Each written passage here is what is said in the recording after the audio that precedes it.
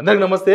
నా పక్కన sir Rafi sir, Telangana ఉద్యమకారుడు, ఇంకెన్నాళ్ళని చెప్పి సినిమా తీసిన దర్శక నిర్మాత, తెలంగాణలో కష్టాలు చూపించిన సినిమాలో సార్ అందరికి నోటాడు తెలంగాణలో. బట్ సార్ ఒక బాధితుడుగా నా దగ్గర నిలబడ్డాడు. ఏంది అంటే సార్ సంబంధించిన భూమి ఉస్నాబాద్ లో ఒక రేణుకా ఎల్లమ్మ టెంపుల్ దానం ఇచ్చిన భూమి పక్కన వీళ్ళ భూమి ఉంటది. వీళ్ళ భూమిని కబ్జా చేశారనేది ప్రధానమైన ఆరోపణ. కబ్జా చేశారంటే మినిస్టర్ పొన్నం ప్రభాకర్ కబ్జా చేశారని సార్ ఆరోపణ చేస్తున్నారు. చాలా సాక్ష్యాలతో మన దగ్గరకు వచ్చిండ్రు. సార్తో మాట్లాడదాం. నమస్తే సార్. సార్ ఏం చెప్తారు? ఏంది అసలు పొన్నం ప్రభాకర్ మీద డైరెక్ట్ మీరు అటాక్ చేస్తున్నారు? ఆయన్నే కబ్జా చేసిండు. నేను అటాక్ చేస్తలేను, ఆయనే నా భూమిని అటాక్ చేసి. నేనేడా అటాక్ చేస్తున్నా? నా భూమిని రక్షించుకోవడానికి ప్రయత్నం చేస్తున్నాను. ఏంటి మీ ల్యాండ్ ఏంటి? ఏం లేదు, ఎల్లమ్మ గుడికి 4 ఎకరాల 4 గుంటలు మా పెద్దలు ఇచ్చిండ్రు. ఆ సర్వే నంబర్ 265, 264 సర్వే నంబర్ లో మాకు 32.5 గుంటల భూమి మిగిలి ఉన్నది. ఆడ అది పడా ఉన్నది, ఎప్పటి నుంచో ఉన్నది. అయితే ఆ పక్కన ఉన్న వాళ్ళు కిటికీలు తలుపులు పెడితే మేము కోర్టుకు వెళ్ళినాం. కోర్టుకు వెళ్తే దాని మీద స్టేటస్ కో ఆర్డర్ ఉన్నది. ఆ స్టేటస్ కో ఆర్డర్ ఉన్నాక కూడా అడ్వకేట్ కమిషనర్ కోర్టు ద్వారా పెట్టినటువంటి ఖనిలను ఇక్కడ ఖని పెట్టిండ్రు. ఓకే, ఇప్పుడు మీరు చూడండి, ఈడి వరకు టెంపుల్దే ఇది.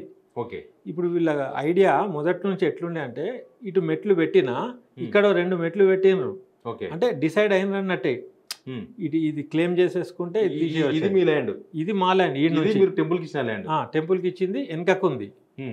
ఈ ఖని నుంచి ఇట్లా చక్కగా మా ల్యాండే. అయితే ఇప్పుడు మీరు చూడండి, ఇక్కడ ఖని పోయింది, మొత్తం పోయింది. ఇదంతా మా ల్యాండ్ కనబడుతుందా? ఓకే, ఎవరు తీసిండ్రు ఈ పిల్లర్స్ ఇవన్నీ? అదే ఈఓ ఆధ్వర్యంలో ఈ టెంపుల్ వాళ్ళు మొదలు పెట్టిన అన్నట్టు. మీ ల్యాండ్? మా ల్యాండ్. అయితే మేము టెంపుల్ ఈఓ మీద కోపంగా ఉండి ఆయన మీద కంప్లైంట్లు ఇచ్చినాం. ఓకే, అయితే మాకు పొన్నం ప్రభాకర్ ఉన్నాడని మాకు డౌట్ కూడా రాలే. ఎందుకంటే ఒక మినిస్టర్ అయి ఉండి ఇట్లాంటి జరిగితే ఆపుతాడు, కానీ ఇవి ఆయన ఎందుకు చేపిస్తారు? చిల్లర పని. ఎవడన్నా మినిస్టర్ చేపించే పని టెంపుల్ కోసం చేపిస్తుండ కాదు. టెంపుల్ కోసం చేసినా దేనికోసం చేసినా నీ పక్కనున్న వేరే భూమిలో వచ్చి చేపిస్తారా? ఓకే, చెప్పండి. మీరు ఆల్రెడీ ల్యాండ్ ఉంది. ఇప్పుడు నేను మసీదు కడుతున్నా, పక్కకు మీరు ఉన్నారు, పట్టాలకు వచ్చి తవ్వచ్చా? చెప్పండి. తవ్వనికి లేదు. ఇప్పుడు ఇది మేమిచ్చిన భూమే కదా. అవును, మిగులు భూమి మాది ఉన్నది, ఆ నుంచి ఇటుకి ఖాళీ ఉన్నది. ఓకే, టెంపుల్దే అయి ఉంటే ఈడ టెంపుల్ కట్టేటోళ్ళు కదా, ఇవాళ ఎందుకు మొదలు పెట్టినరు? ఎన్నో ఏండ్ల నుంచి పడావు ఉన్న భూమి ఇది.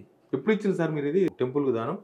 ఇప్పుడు మా ఫాదర్ వాళ్ళ బ్రదర్స్ అందరు కూడా 2003లో సంతకాలు చేసిండ్రు, ఎండోమెంట్ కి మార్చిండ్రు. అంతకు ముందు నుంచే టెంపుల్ కి మేము ఇచ్చే ఉన్నాం. ఆడ జాతర జరుగుతుంది, తర్వాత ఖాళీగా ఉంటుంది. ఇప్పుడు ఈ డెవలప్మెంట్ లేకుండే ఒక మామూలు గుడి లెక్క ఉండే ఆడ.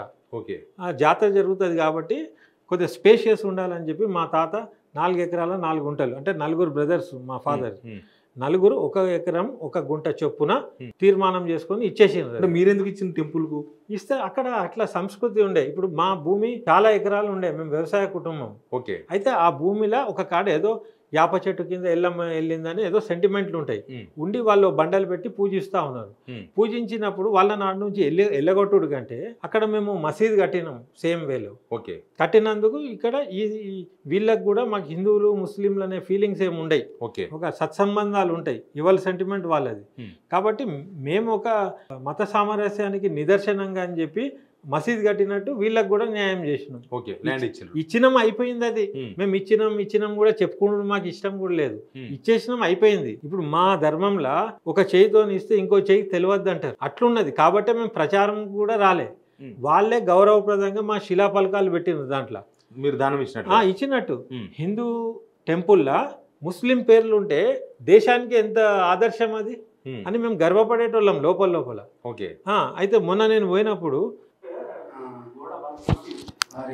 ఇది కట్టడానికి ఇప్పుడు పేరు లేవు, మళ్ళా రాసి పెడతాం. పెడతారా? తీసేసాను. కబ్జా చేసే ముందు ఆ పలకం తీసేసాను. అంటే ఎంత దుర్మార్గమైన అది. అంటే ఆ పలకం కావాలని నేను అంటలేను, వాళ్ళ విధానం ఏందో చెప్తున్నా నేను. ఇప్పుడు ఇది మీకు సాక్ష్యం దొరికింది కదా. శిలాపలకర్ తీసుడు. ఈ ఎల్లమ్మ టెంపుల్ వాళ్ళకు మాకు మేము దాతలం కాబట్టి వాళ్ళు గౌరవించేది, ప్రేమగా ఉండేది. ఈ మధ్య ఏమైపోయిందో, ఎవరు దూరినరో, ఎవరు ఎంటర్ అయినరో మొత్తం నాశనం పట్టించేసి ఒక అపకీర్తికి పునాది అయింది అది. అది కాబట్టి ఇప్పుడు మీరు చూడండి, ఇక్కడ హరితహారం చెట్లు కూడా ఎండోమెంట్ వరకు పెట్టినరు, ఈ ప్రైవేట్ భూమిలో రాలే. టెంపుల్ ఈవోనో లేకపోతే అక్కడ ఎవరు చేస్తున్నాము. పొన్నం ప్రభాకర్ ఎందుకు ఇన్వాల్వ్ అయింది దీనిలో?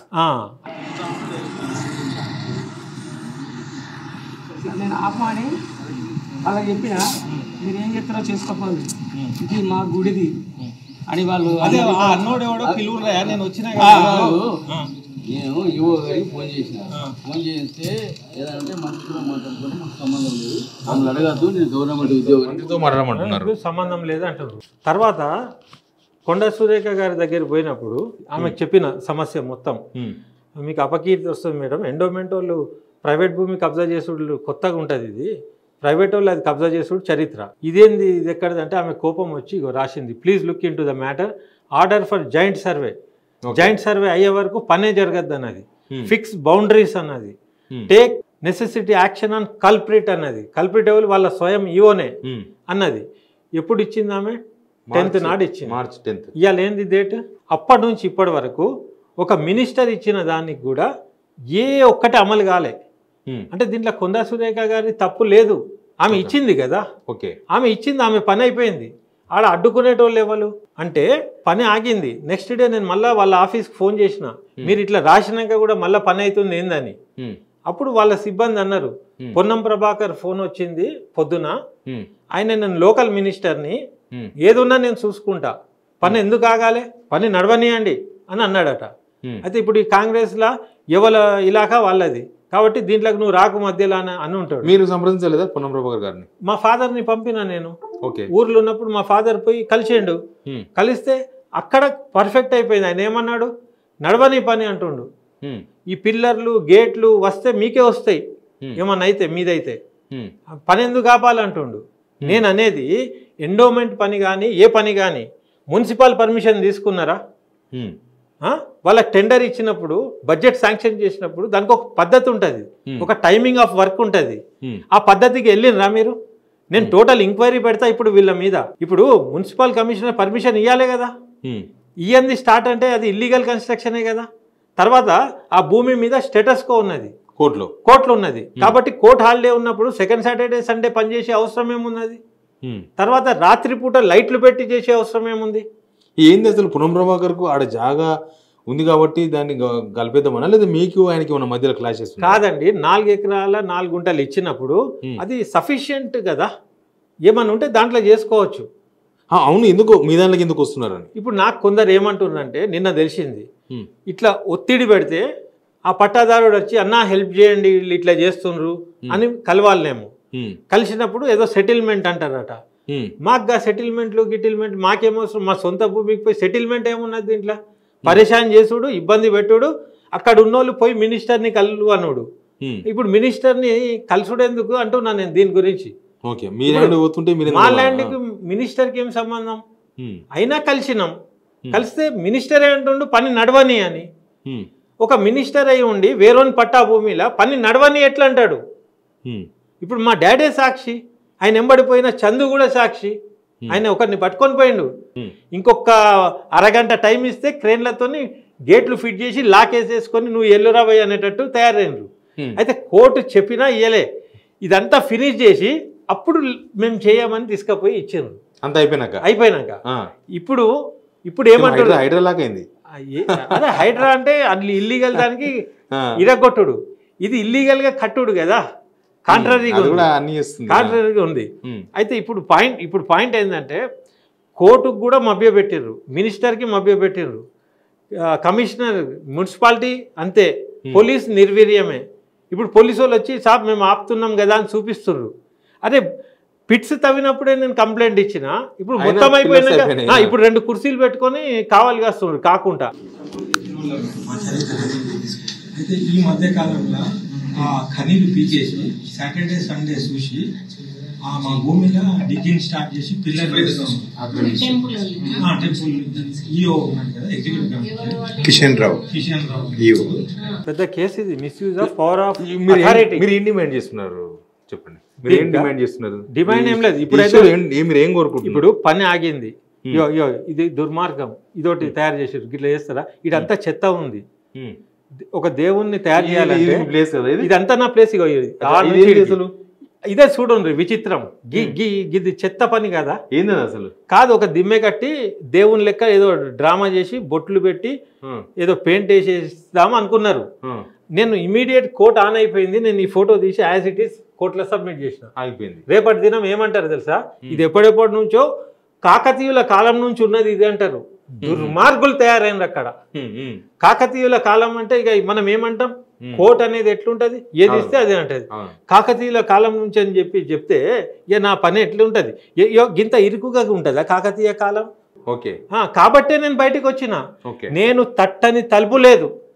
ప్రతి బ్యూరోక్రాట్ని కలిసిన, ప్రిన్సిపల్ సెక్రటరీని కలిసిన, అందరిని కలిసిన, మినిస్టర్ని కలిసిన, చప్రాసిని కూడా కలిసిన. లాస్ట్కి ఏందిగా ప్రజాక్షేత్రమే దిక్కు. ఓకే, అదే నన్ను రక్షించింది. ఇప్పుడు పని చేయమను, చూద్దాం దమ్ముంటే ఇప్పుడు చేయమను. ఇన్ని రోజులు చేయలే కదా, ఇప్పుడు చేయమను, నేను మీకే అప్డేట్లు ఇస్తా. ఓకే, మీరన్నా న్యాయం చేయగలుగుతున్నారు. గవర్నమెంట్ ఏం చేస్తలేదు. ఎందుకు చేస్తలేదు? పొన్నం ప్రభాకర్ అంటున్నారు. ఇప్పుడు వాళ్ళని కూడా ఆయన మేనేజ్ చేస్తుండే, ఎటు పోతే ఆయన పేరే ఉన్నది. కాబట్టి ఇదైతే ఎంత దారుణం. నేను కలెక్టర్కి పోయి ఇది చూపించిన, గుడి లాగా కట్టాలన్నా, డ్రామా చేయాలన్నా అట్లీస్ట్ ఇది ఎంత చెత్త ఉన్నది చూడు, ఎంత మురికి ఉన్నది. ఒక దేవత ప్రతిష్ట ఎట్లా చేస్తారు? సాఫ్ చేసి దానికి ఒక పద్ధతి ఉంటుంది, దానికి మంత్రాలు ఉంటాయి, తంత్రాలు ఉంటాయి, ఒక విధానం ఉంటుంది. మేము మాట్లాడతామంటున్నారు, నేను ఎవరిని మాట్లాడనిస్తలేను, నేనే హ్యాండిల్ చేస్తా అంటున్నా. ఇప్పుడు మీకు నేను అంటున్నా కదా, 2-3 రోజులు చూసి ఒక వీళ్ళు ఏం చర్యలు తీసుకోకుంటే, నువ్వు తెలంగాణ భగ్గుమనకుంటే నా పేరు మార్చు. ఈ మినిస్టర్ పదవైనా బర్తరఫ్ కావాలి, లేకుంటే నాకు న్యాయం జరగాలి. నా న్యాయం ఏం లేదు. ఈ చెత్త ఏదైతే పెట్టి ఇట్లా కట్టినరో ఆ చెత్త, ఈ చెత్తతో పాటు ఈ చెత్త ఊర్చేయాలి. అర్థమవుతుందా? అంటే ఎంత ఎంత అవమానం చేస్తుండ్రు. ఒక దైవాన్ని తెచ్చి చెట్టలో పెడతారా? ఇది చెత్త. అంత పెద్ద జాగ వదిలేసి ఈ రికుట్లో వచ్చి ఇట్లా పెడతారు. ఇప్పుడు రెవెన్యూని మేనేజ్ చేసి ఇట్లా క్రాస్ ఏదో లైన్ పెట్టబోతున్నారు. నేను వెళ్ళిపోవాలని త్రికోణం ఇట్లా పెట్టబోతున్నారు. నేనేమంటున్నా అంటే, ఇట్లా పెట్టినప్పుడు దీనికి ఎట్లా వస్తారు? నేను ఈడ కట్టుకున్నప్పుడు అంటే ఒక శైతాన్ లెక్క ఏదైతే అదే అనుకుంటా ఇట్లా పోతున్నారు. అయితే ఆయన అనుచరుల కన్నా బుద్ధి ఉండాలి, ఆయన కన్నా ఉండాలి. అరే వాళ్ళందరూ మా ఊర్లో కాక ఒక ఎమ్మెల్యే మినిస్టర్ అయ్యిండు ఫస్ట్ టైం ఉస్నాబాద్ లా. ఇక అదేదో లబ్ధి పొందుదామనో ఏందో ఉన్నాయి లేని సృష్టించి ఇష్టం వచ్చినట్టు చేస్తుర్రు. అవన్నీ నేను నోట్ చేసుకుంటున్నా. నేను ఎవరిని వదిలా, నేను అంటున్నా కదా. ఏమో అనుకుంటాను మీరు, మినిస్టర్ ఏందా ఇవాళ ఉంటుంది రేపు ఊడిపోతుంది ఏదో అవుతుంది. కానీ నువ్వు ఊరి ఇజ్జత్ ఎట్లా తీస్తారు? ఆడు ఊరు బయట నుంచి వచ్చినోడు ఏమన్నా చేస్తుండే నిజమే. మీరు ఊరు వాళ్ళు అయినప్పుడు అని గల్లబట్టి ఇది కాదు సార్, ఇది మేము చేయలేమనాలే కదా.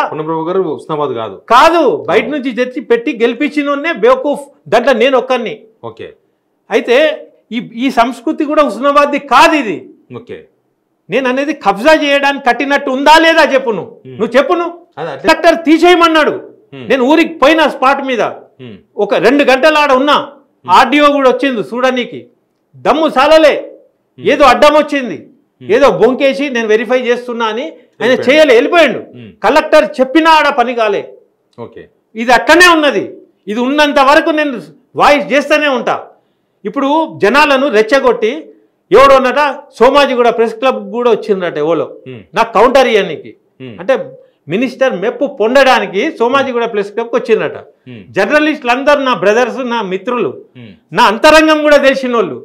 ఈ మా ఊర్లో కొంతమంది దగుల్ బాజులు తయారైనరు. కానీ హైదరాబాద్లో ఉద్యమం చేసిన వాళ్ళందరూ కూడా ఉద్యమ సాక్షిగా వాళ్ళు నా గురించి తెలుసు, నా కమిట్మెంట్ తెలుసు. అది చూసి నాకు ఖండన చేయడానికి వచ్చిందని తెలిసినాక వాళ్ళందరూ వెళ్ళగొట్టిర్రు. అదే ఎందుకున్నదండి అట్లా అని ఇంకా బజార్ పాలు కాకండి.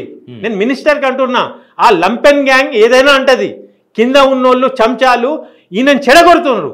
బాయిల కప్పల్ లాంటి ఏదో చిన్న చితక ఏదో అంటారు. నువ్వు మినిస్టర్ ఒక స్టేట్కే ఒక పెద్ద మనిషి అయినప్పుడు వాళ్ళ మాటలలో ఎట్లొస్తావు నువ్వు? సాటర్డే సండే హాలిడేస్లో పనిచేసే కర్మేం పట్టింది? లైట్ పెట్టి ఇదెందుకు కట్టిర్రు? ఇది దుర్మార్గం కాదా? ఇది ఆక్రమణ కాదా? ఇది ఒక మంత్రి చేసే పనేనా? మంత్రి ఆపాలే కదా. మాట్లాడదాం మనం కూడా. మీకు న్యాయం జరగాలని ఖచ్చితంగా కోరుకుందాం. తెలంగాణ సమాజం ఖచ్చితంగా కూడా మీరు ఉద్యమకారులు, ఇలాంటి ఉద్యమకారులు తెలంగాణ తీసుకొచ్చిన వాళ్ళు. ఎనీవే పొన్నం ప్రభాకర్ గారు మీ మీద డైరెక్ట్ ఆరోపణలు మీరు ఇప్పటిదాకా ఆరోపణ కాదు నిర్ధారణ చేసిన కదా మీరు చేస్తున్నారు, కానీ అక్కడ నుంచి రెస్పాన్స్ లేదు. ఒక మినిస్టర్ మీద చెప్పు ఆయన చెప్పు మనం ఇది తప్పని ఆయన స్పందించాలి. ఆయన కనీస బాధ్యత అది. ఇక లేకపోతే అంతే, నేను అందలాగానే అన్నట్టే ఉంటుంది కథ. ఇప్పుడు అందరు అంటున్నారు పొన్నమన్నా అన్నావు, ఆయన నీకే కన్నం కొట్టిండు అంటున్నారు. నీకే సున్నం పెట్టిండ్రు అంటుర్రు. ఇట్లాంటి డైలాగులు వినాలా నేను? అన్నం పెట్టినోనికే సున్నం పెట్టిండ్రు అంటుర్రు. ఇవన్నీ అవసరమా మనకు? ఇది నా బాధ. పొన్నం ప్రభాకర్ గారు చూసిండ్రా, మీకు ఓట్లు ఇప్పించిన వ్యక్తి మీరు గెలవనికే సార్ది ఒక చెయ్యి, కానీ ఇప్పుడు ఆయన్నే అందరితో తిరిగి తినాల్సి వస్తుంది. ఏంది ఇది, నువ్వు అన్నాను ఇట్లా అన్నది. ఎనివే పొన్నం ప్రభాకర్ గారు మీరు స్పందించండి, అక్కడ న్యాయం ఏందో అన్యాయం ఏందో చూసి మసులుకోండి. లేకపోతే కనీసం రేవంత్ రెడ్డి గారు గవర్నమెంట్ ఇంకా ఉద్యమకారులకు కూడా బాధితులుగా మిగిలించే ప్రయత్నం అయితే చేయకండి. Please subscribe signal TV.